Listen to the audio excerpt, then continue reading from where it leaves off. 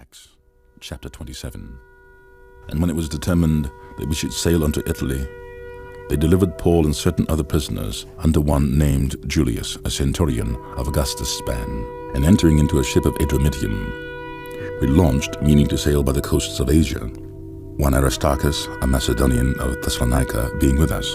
And the next day we touched at Sidon, and Julius courteously entreated Paul, and gave him liberty to go unto his friends to refresh himself. And when we had launched from thence, we sailed unto Cyprus, because the winds were contrary.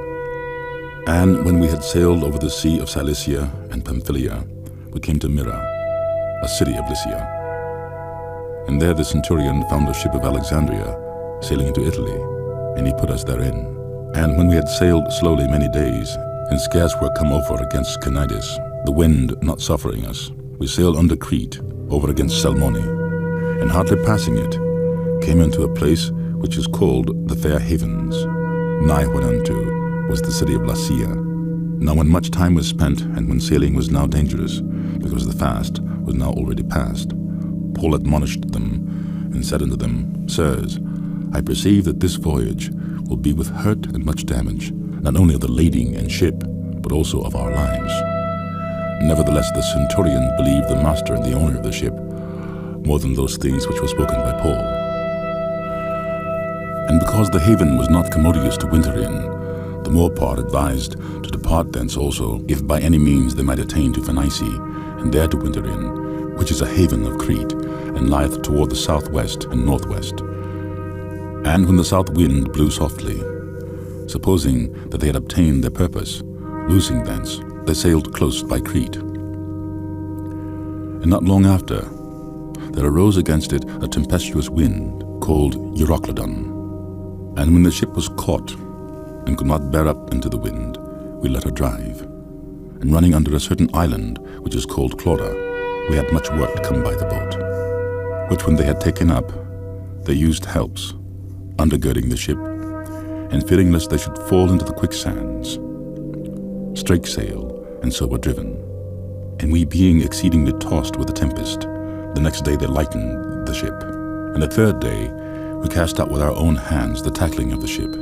And when neither sun nor stars in many days appeared, and no small tempest lay on us, all hope that we should be saved was then taken away. But after long abstinence, Paul stood forth in the midst of them, and said, Sirs, ye should have hearkened unto me, and not have loosed from Crete, and to have gained this harm and loss. And now I exhort you to be of good cheer, for there shall be no loss of any man's life among you, but of the ship.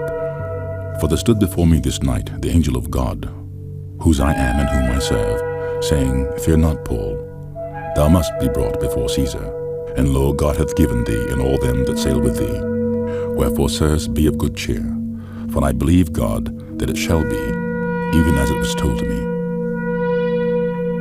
Howbeit we must be cast upon a certain island.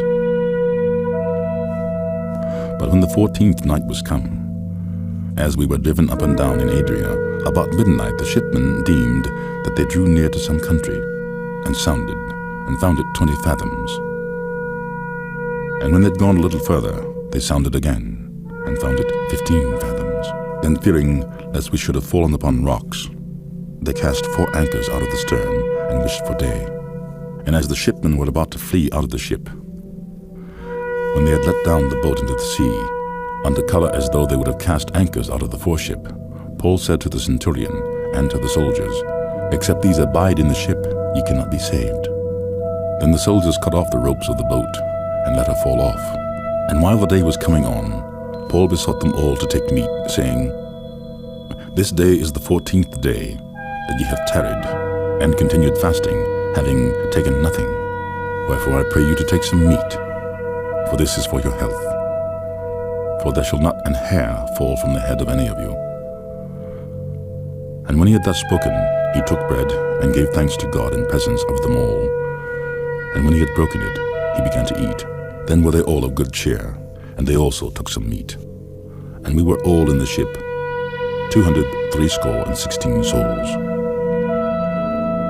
And when they had eaten enough, they lightened the ship, and cast out the wheat into the sea. And when it was day, they knew not the land, But they discovered a certain creek with a shore, into which they were minded, if it were possible, to thrust in the ship. And when they had taken up the anchors, they committed themselves into the sea, and loosed the rudder bands, and hoisted up the mainsail to the wind, and made toward the shore. And falling into a place where two seas met, they ran the ship aground.